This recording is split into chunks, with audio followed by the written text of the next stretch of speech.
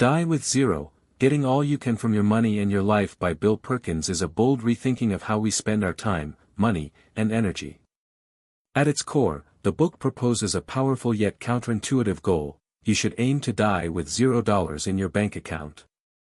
Not because you've wasted your resources, but because you've used them in the most fulfilling and intentional ways possible.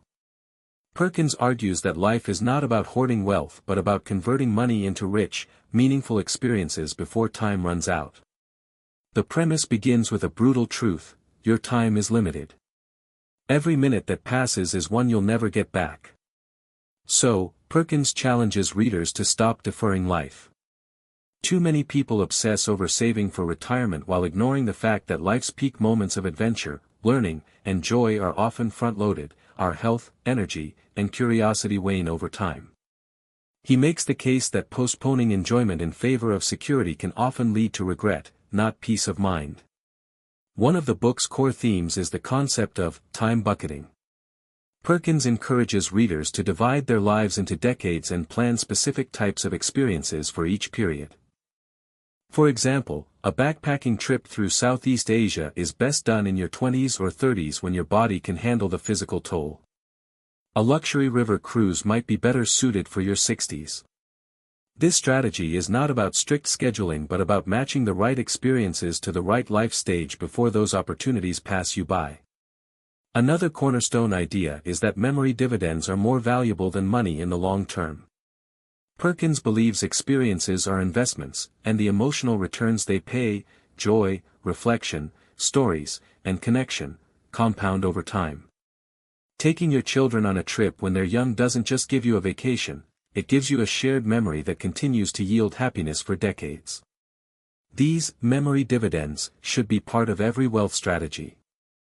Perkins doesn't advocate for reckless spending. In fact, his message is about optimizing, not maximizing, wealth. Saving money is still important, but it should be done with intention, not fear. The book confronts the scarcity mindset many people carry, especially those who have risen from humble beginnings. By oversaving and underspending, they may be trying to shield themselves from poverty but end up robbing themselves of a richer life. A major critique in the book is the traditional idea of retirement. Perkins argues that retirement often becomes a vague placeholder for later, when people finally allow themselves to enjoy life.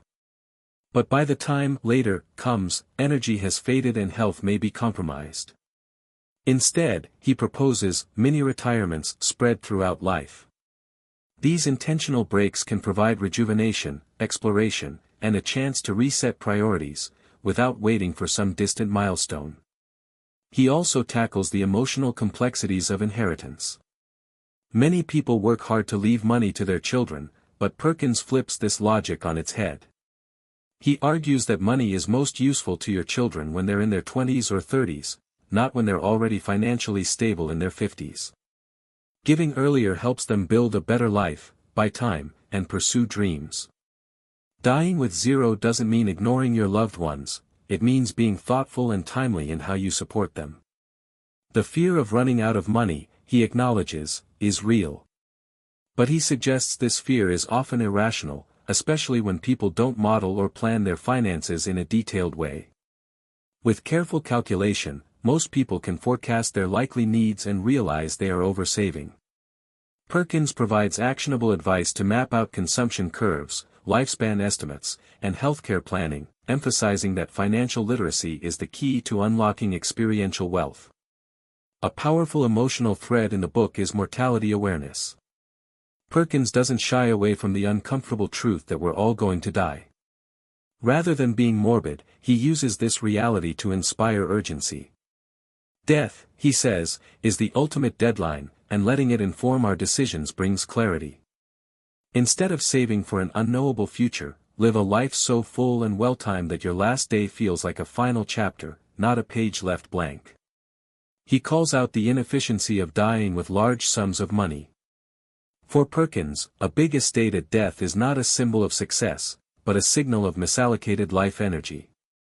That money could have been used for experiences, relationships, or generosity while alive.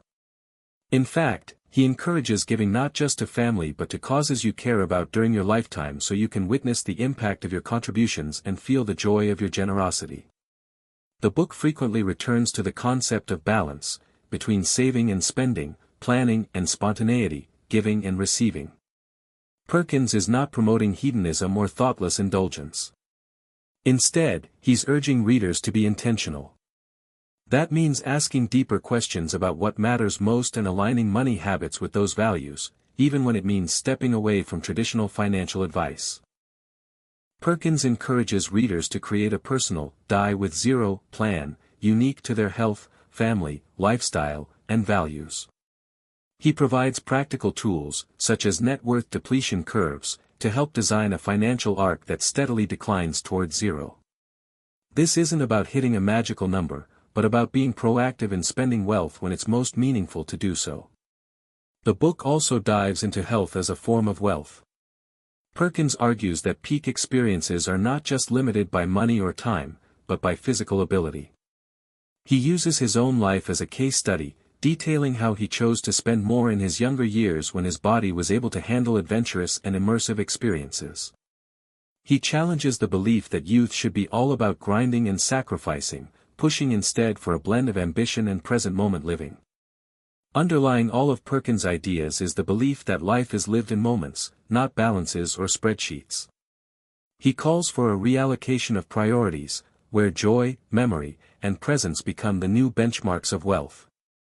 It's a rejection of the cultural obsession with net worth and a return to measuring life by how fully it was lived. By the end, Die with Zero serves as a philosophical and financial manifesto. It's a call to audit your life, not just your finances. Through honest storytelling, persuasive arguments, and actionable frameworks, Perkins invites you to rethink what money is really for. Not as an end in itself, but as a tool, one that, when used wisely and courageously, allows you to craft a life without regret, rich in meaning, and full of stories worth telling.